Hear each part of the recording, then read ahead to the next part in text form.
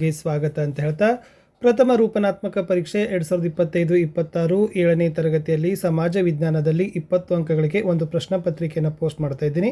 ಇದು LBA ಆಧಾರದ ಮೇಲಿರ್ತಕ್ಕಂಥ ಪಾಠ ಆಧಾರಿತ ಮೌಲ್ಯಾಂಕನದಲ್ಲಿರ್ತಕ್ಕಂಥ ಪ್ರಶ್ನೆಗಳು. ಸೊ ಆಲ್ರೆಡಿ 7ಗೆ ನಾನು ಕನ್ನಡ ಹಾಕಿದ್ದೀನಿ, ಸೊ ಹಿಂದಿಯನ್ನು ಕೂಡ ಹಾಕಿದ್ದೀನಿ. ಸೊ ಇವಾಗ SS ಇದೆ. ಸೊ ನೆಕ್ಸ್ಟ್ ಸೈನ್ಸ್ ಹಾಕಬೇಕಂತಂದಿದ್ದೀನಿ. ಹೆಚ್ಚು ಲೈಕ್ ಶೇರ್ ಕಮೆಂಟ್ ಬಂದರೆ ಖಂಡಿತವಾಗಿ ಹಾಕ್ತೀನಿ. ಸೊ ಲೈಕ್ ಶೇರ್ ಮತ್ತು ಸಬ್ಸ್ಕ್ರೈಬ್ ಮಾಡೋದನ್ನು ಮಾತ್ರ ಮರೆಯದಿರಿ ಅಂತ ಹೇಳ್ತಾ ನಾವು LBAದಲ್ಲಿರ್ತಕ್ಕಂಥ ಘಟಕ ಪರೀಕ್ಷಾ ಪ್ರಶ್ನೆ ಪತ್ರಿಕೆಗಳನ್ನು ಕೊಡ್ತಾ ಇದ್ದೀವಿ. ಯಾರೆಲ್ಲ ಶಿಕ್ಷಕರಿಗೆ ಬೇಕು ಅನ್ನೋರು 9964050759ಗೆ ತಾವೇನು ಮಾಡಬೇಕು, ಜಸ್ಟ್ ವಾಟ್ಸಪ್ಪಲ್ಲಿ ಮೆಸೇಜ್ ಮಾಡಿ. ಸೊ ನಮ್ಮಲ್ಲಿ ಕನ್ನಡ ಇದ್ದಾವೆ, ಸೊ ಹಿಂದಿ ಇದೆ, SS ಈ 3 ವಿಷಯಗಳಲ್ಲಿ ಫಸ್ಟಾಗಿ ಸಿಗ್ತಾ ಇದ್ದಾವೆ.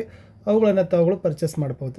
ಸೊ ಒಟ್ಟು 6 ಪಾಠಗಳನ್ನು ನಾನು ಮೌಲ್ಯಮಾಪನಕ್ಕೆ ಒಳಪಡಿಸಿದ್ದೀನಿ. ಟೋಟಲ್ 14 ಇದ್ದಾವೆ, 7 ತೊಗೋಬೇಕು, ಬಟ್ ಕಡಿಮೆ ತೊಗೊಂಡಿದ್ದೀನಿ. ಒಂದು ಪಾಠ ಜಗತ್ತಿನ ಪ್ರಮುಖ ಘಟನೆಗಳು, ಮಧ್ಯಯುಗದ ಯುರೋಪ, ಭಾರತಕ್ಕೆ ಐರೋಪ್ಯರ ಆಗಮನ, ಶಾಸಕಾಂಗ, ಕಾರ್ಯಾಂಗ ಮತ್ತು ನ್ಯಾಯಾಂಗ, ಕೇಂದ್ರ ಸರ್ಕಾರ, ಭಾರತದ ಪ್ರಾಕೃತಿಕ ವಿಭಾಗಗಳು ಅಂತ 6 ಪಾಠಗಳ ಮೇಲೆ ನಾನು 20 ಅಂಕಗಳನ್ನು ಏನು ಮಾಡಿದ್ದೀನಿ, ತೊಗೊಂಡಿದ್ದೀನಿ. ಸೊ ವೇಟೇಜು ಕೂಡ ಬಹಳಷ್ಟು ಹೇಳ್ತೀನಿ ನಿಮಗೆ, ಯಾಕಂದರೆ ಅದನ್ನು ಕೂಡ ನಾನು ಹಾಕಬೇಕಿತ್ತು. ಜಗತ್ತಿನ ಪ್ರಮುಖ ಘಟನೆಗಳು ಪಾಠದಿಂದ 1 ಅಂಕದ 1 ಪ್ರಶ್ನೆ, 2 ಅಂಕದ 1 ಪ್ರಶ್ನೆ. ಮಧ್ಯಯುಗದ ಐರೋಪದಲ್ಲಿ 1 ಅಂಕದ 1 ಪ್ರಶ್ನೆ, 1 ಅಂಕದ 1, 3 ಅಂಕದ 1. ಐರೋಪ್ಯರ ಆಗಮನ ಪಾಠದಲ್ಲಿ 1 ಅಂಕದ 1, 2 ಅಂಕದ 1. ಶಾಸಕಾಂಗದಲ್ಲಿ 1 ಅಂಕದ 1, 2 ಅಂಕದ 1. ಆಮೇಲೆ ಕೇಂದ್ರ ಸರ್ಕಾರದಲ್ಲಿ 1 ಅಂಕದ 2 ಪ್ರಶ್ನೆಗಳಿದ್ದಾವೆ. ಲಾಸ್ಟ್ ಪ್ರಾಕೃತಿಕ ವಿಭಾಗಗಳಲ್ಲಿ 1 ಅಂಕದ 1 ಮತ್ತು 3 ಅಂಕದ 1 ಪ್ರಶ್ನೆಗಳನ್ನು ಹಾಕಿದ್ದೀನಿ. ಸೊ ಇಷ್ಟು ನಾನು ಅದರಲ್ಲಿ ಬ್ಲೂ ಪ್ರಿಂಟಲ್ಲಿ ಹಾಕಿ ನಿಮಗೆ ಪ್ರಶ್ನೆ ಪತ್ರಿಕೆ ಮತ್ತು ಕೀ ಉತ್ತರಗಳನ್ನು ಕೊಡ್ತಾ ಇದ್ದೀನಿ. ವೇಟೇಜ್ ಇರ್ತಕ್ಕಂಥದ್ದೇ ಪ್ರಶ್ನೆ ಪತ್ರಿಕೆ. ಎಸ್, ಪ್ರಥಮ ರೂಪನಾತ್ಮಕ ಪರೀಕ್ಷೆ 2025-26 ಮಾದರಿ ಉತ್ತರ ಪತ್ರಿಕೆ ವರ್ಗ 7, ವಿಷಯ ಸಮಾಜ ವಿಜ್ಞಾನ, ಅಂಕ 20, ಸಮಯ 45 ನಿಮಿಷ. ಪಾಠ ಆಧಾರಿತ ಮೌಲ್ಯಾಂಕನ ಆಧರಿಸಿ ರಚಿಸಿರುವ ಪ್ರಶ್ನೆ ಪತ್ರಿಕೆ. ಮುಖ್ಯ ಪ್ರಶ್ನೆ 1, ಸರಿಯಾದ ಉತ್ತರವನ್ನು ಆಯ್ಕೆ ಮಾಡಿ ಬರೆಯಿರಿ ಅಂತ 2 ಪ್ರಶ್ನೆಗಳಿದ್ದಾವೆ. ಪ್ರತಿ ಸರಿಯಾದ ಉತ್ತರಕ್ಕೆ 1 ಅಂಕ. 2 ಪ್ರಶ್ನೆ 2 ಅಂಕ. ಮೊದಲ ಪ್ರಶ್ನೆ, ಯೇಸು ಕ್ರಿಸ್ತನ ತಾಯಿಯ ಹೆಸರು ಇದಾಗಿದೆ ಅಂತ ಕೇಳಿದರು. ಸೊ ಗೊತ್ತಿರಲಿ, ಯೇಸು ಕ್ರಿಸ್ತನ ತಾಯಿ ಹೆಸರೇನಪ್ಪ ಅಂದರೆ A Merlion, B Moses, C Amin, D Mary. So the right answer is D ಮೇರಿ. ಎರಡನೇ ಪ್ರಶ್ನೆ, ಪುನರುಜ್ಜೀವನ ಕಾಲದ ಮೊದಲ ಲೇಖಕರು ಡ್ಯಾಶ್ ಅಂತ ಕೇಳಿದರು. A Petrarca, B Boccaccio, C John Calvin, D Dante. So the right answer is option A ಪೆಟ್ರಾಕನ್ನು ಪುನರುಜ್ಜೀವನ ಕಾಲದ ಮೊದಲ ಲೇಖಕ ಅಂತಲೇ ಕರೆಯೋದು. ಇನ್ನು ಸೂಕ್ತ ಉತ್ತರಗಳಿಂದ ನೀವೇನು ಮಾಡಬೇಕಪ್ಪ ಅಂತಂದರೆ ಭರ್ತಿಯನ್ನು ಮಾಡಬೇಕಾಗಿತ್ತು ಉತ್ತರಗಳನ್ನು. ಪ್ರಶ್ನೆ 3, ಭಾರತಕ್ಕೆ ಬಂದ ಪ್ರಥಮ ಪೋರ್ಚುಗೀಸ ವೈಸ್ರಾಯ ಅಂತ ಕೇಳಿದರು. ಸೊ ಗೊತ್ತಿರಲಿ, Francisco D ಅಲ್ಮೆಡಾ is the right answer. ಇನ್ನು ಭಾರತದ ಅತ್ಯಂತ ಎತ್ತರವಾದ ಶಿಖರ ಕೇಳಿದ್ದಾರೆ. ಸೊ ಗೊತ್ತಿರಲಿ, K2 ಇದನ್ನೇ ಏನಂತ ಕರಿತೀವಿ, ಗಾಡ್ವಿನ್ ಅಸ್ಟೀನ್ ಅಂತ ಕರಿತೀವಿ. ಸೊ ಗಾಡ್ವಿನ್ ಅಸ್ಟೀನ್ ಅಂತಕ್ಕದ್ದನ್ನು ಕೂಡ ನೀವು ಗೊತ್ತಿರಬೇಕು. ಸೊ ಪ್ರಪಂಚದ್ದು ಮೌಂಟ್ ಎವರೆಸ್ಟ್ ಅಂತಕ್ಕದ್ದನ್ನು ಕೂಡ ಗೊತ್ತದ, ಗಾಡ್ವಿನ್ ಅಸ್ಟೀನ್ ಅಂತಕ್ಕಂಥದ್ದು. ಸೊ ಇದು ಉತ್ತರ ಏನಾಗಬೇಕಾಗಿತ್ತು, ನೀವು ಕೊಡಬೇಕಿತ್ತು. ಇನ್ನು ಮುಂದಿನ ಪ್ರಶ್ನೆ, ಸಂಬಂಧೀಕರಣ ಕೊಟ್ಟಿದ್ದೀವಿ. ಮೊದಲೆರಡು ಪದಗಳ ಸಂಬಂಧವನ್ನು ಗ್ರಹಿಸ್ಕೊಡ್ರಿ, ಮೂರನೇ ಪದದ ಸಂಬಂಧವನ್ನು 4ರಲ್ಲಿ ಬರಿಬೇಕು. ದೂರದರ್ಶಕ ಕಂಡುಹಿಡಿದ ವಿಜ್ಞಾನಿ ಗೆಲಿಲಿಯೋ. ಹಾಗಾದರೆ ಗುರುತ್ವಾಕರ್ಷಣ ಬಲ ಕಂಡುಹಿಡಿದ ವಿಜ್ಞಾನಿ ಕೇಳಿತ್ತು. ಸೊ ಗೊತ್ತಿರಲಿ, sir Isaac Newton is the right answer. ಪ್ರಶ್ನೆ 6, ಲೋಕಸಭೆಯನ್ನು ಕೆಳಮನೆ ಅಂತ ಕರೆದ್ರೆ ರಾಜ್ಯಸಭೆಯನ್ನು ಏನಂತ ಕರಿತೀವಿ ಅಂತ ಕೇಳಿದರು.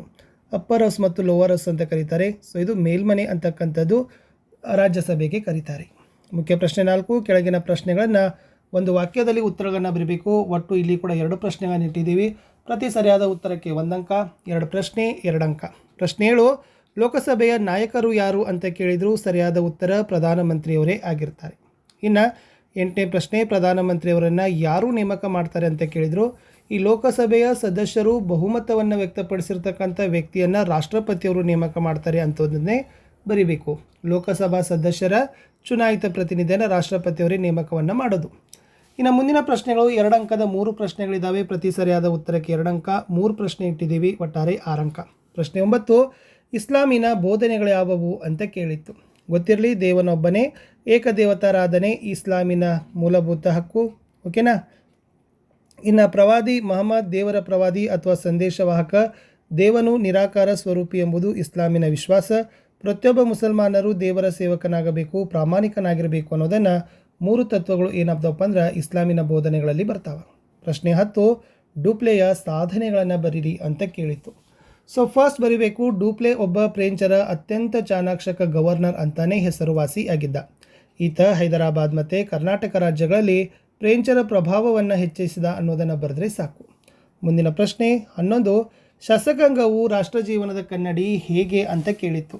ಇದು ಶಾಸಕಾಂಗ ಏನು ಮಾಡ್ತದಪ್ಪ ಅಂದ್ರೆ ಜನತೆಯ ಆಶೋತ್ತರಗಳನ್ನು ಈಡೇರಿಸಲಿಕ್ಕೆ ಬೇಕಾದ ಸಾರ್ವಜನಿಕ ನೀತಿ ನಿಯಮಗಳನ್ನು ರೂಪಿಸ್ತದೆ. ಅದರ ಮೂಲಕ ರಾಷ್ಟ್ರದ ಸಮಗ್ರ ಪ್ರಗತಿಗೆ ತುಂಬಿಸೋದ್ರಿಂದ, ಸಮಗ್ರ ಪ್ರಗತಿಯನ್ನು ತರೋದ್ರಿಂದ ಶಾಸಕಾಂಗವನ್ನು ನಾವು ರಾಷ್ಟ್ರ ಜೀವನದ ಕನ್ನಡಿ ಅಂತಲೇ ಕರೆಯೋದು. ಇನ್ನು 3 ಅಂಕದ 2 ಪ್ರಶ್ನೆಗಳನ್ನು ಕೊಟ್ಟಿತ್ತು. 12ನೇ ಪ್ರಶ್ನೆ, ಇವುಗಳನ್ನು 3 ರಿಂದ 4 ವಾಕ್ಯಗಳಲ್ಲಿ ಉತ್ತರಗಳನ್ನು ಬರೀಬೇಕು. ಸೊ ಫಸ್ಟ್ ಕ್ವಶನ್ ಈಸ್, ಭೌಗೋಳಿಕ ಅನ್ವೇಷಣೆಯಿಂದ ಆಗುವ ಪರಿಣಾಮಗಳೇನು ಅಂತ ಕೇಳಿದರು. ಸೊ ಆನ್ಸರ್ ಏನಪ್ಪ ಅಂದರೆ, ಭೌಗೋಳಿಕ ಅನ್ವೇಷಣೆಗಳು ಕೇವಲ ಯುರೋಪಿನ ನಾಗರಿಕತೆ ಮೇಲೆ ಮಾತ್ರವಲ್ಲದೆ ಏಷ್ಯಾ, ಆಫ್ರಿಕಾ ಮತ್ತು ಅಮೆರಿಕದ ಜನತೆ ಹಾಗೂ ಸಂಸ್ಕೃತಿಯ ಮೇಲೆ ಗಾಢ ಪ್ರಭಾವವನ್ನು ಬೀರ್ತದೆ. ನೆಕ್ಸ್ಟ್, ವಾಣಿಜ್ಯದ ವಿಸ್ತರಣೆ ಆಗ್ತದೆ. ಇಲ್ಲಿ ಹೊಸದಾಗಿ ಶೋಧಿಸಲಾದ ಭೂಪ್ರದೇಶಗಳನ್ನು ಯುರೋಪಿಯನ್ನರು ತಮ್ಮ ವಾಣಿಜ್ಯ ವಸಾಹತುಗಳನ್ನಾಗಿ ಪರಿವರ್ತಿಸಿಕೊಳ್ತಾರೆ. ಇದರಿಂದ ಜಾಗತಿಕ ವ್ಯಾಪಾರ ವ್ಯಾಪಕವಾಗಿ ವಿಸ್ತರಿಸ್ತದೆ. ಏಷ್ಯಾದ ಸಾಮಗ್ರಿಗಳು ಯುರೋಪಿನಲ್ಲಿ ವಿಶಾಲ ಮಾರುಕಟ್ಟೆಯನ್ನು ಗಳಿಸ್ತವೆ. ಈ ವ್ಯಾಪಾರ ಚಟುವಟಿಕೆಗಳಿಂದ ಬರ್ತಕ್ಕಂಥ ಲಾಭವೆಲ್ಲವೂ ಯುರೋಪರದ್ದೇ ಆಗಿತ್ತು. ನೆಕ್ಸ್ಟ್, ಗುಲಾಮರ ವ್ಯಾಪಾರ ಪಾಯಿಂಟ್ ಬರ್ತದೆ. ಇಲ್ಲಿ ಯುರೋಪಿಯನ್ನರು ವೆಸ್ಟ್ ಇಂಡೀಸ್, ಮೆಕ್ಸಿಕೋ, ಪೆರು ಮತ್ತು ಬ್ರೆಜಿಲ್ ಮೂಲ ನಿವಾಸಿಗಳನ್ನು ಗುಲಾಮರನ್ನಾಗಿ ಮಾಡಿಕೊಳ್ತಾರೆ. ಕ್ರಮೇಣ ಗುಲಾಮರನ್ನು ಸರಕುಗಳಂತೆ ಮಾರ್ತಾರೆ. ಮುಂದೆ ಗುಲಾಮರ ವ್ಯಾಪಾರದ ದಂಧೆ ಅಮಾನವೀಯ ಹಂತವನ್ನು ತಲುಪ್ತದೆ. ಗುಲಾಮರನ್ನು ಕಠಿಣವಾಗಿ ದಂಡಿಸಿ ಕ್ರೂರವಾಗಿ ನಡೆಸಿಕೊಳ್ತಾರೆ. ಇನ್ನು ಕ್ರಿಶ್ಚಿಯನ್ ತತ್ವಗಳ ಪ್ರಸಾರ ಅಂತ ಒಂದು ಪಾಯಿಂಟ್ ಬರ್ತದೆ. ಇಲ್ಲಿ ಈ ಬೆಳವಣಿಗೆ ಕ್ರಿಶ್ಚಿಯನ್ ತತ್ವಗಳನ್ನು ಜಗತ್ತಿನಾದ್ಯಂತ ಹರಡಲು ಕಾರಣವಾಗ್ತದೆ. ಮುಂದೆ ವಸಾಹತು ವ್ಯವಸ್ಥೆಯ ರೂಪುಗೊಳ್ಳುವಲ್ಲಿ ಈ ಬೆಳವಣಿಗೆ ಮಹತ್ವದ ಪಾತ್ರವನ್ನು ನಿರ್ವಹಿಸ್ತದೆ. ಇನ್ನು ರಾಜಕೀಯ ಪರಿಣಾಮದಲ್ಲಿ ಐರೋಪ್ಯ ದೇಶದೊಳಗೆ ವಸಾಹತುಗಳ ಸ್ವಾಧೀನಕ್ಕಾಗಿ ಮತ್ತು ಅಲ್ಲಿನ ಸಂಪತ್ತಿಗಾಗಿ ತೀವ್ರ ಪೈಪೋಟಿ ನಡೀತದೆ. ಈ ಯುರೋಪಿನ ದೇಶಗಳು ಏಷ್ಯಾ, ಆಫ್ರಿಕಾ ಮತ್ತು ಅಮೆರಿಕ ಖಂಡಗಳಲ್ಲಿ ತಮ್ಮ ವಸಾಹತು ನೆಲೆಗಳನ್ನು ಸ್ಥಾಪಿಸ್ತಾವೆ.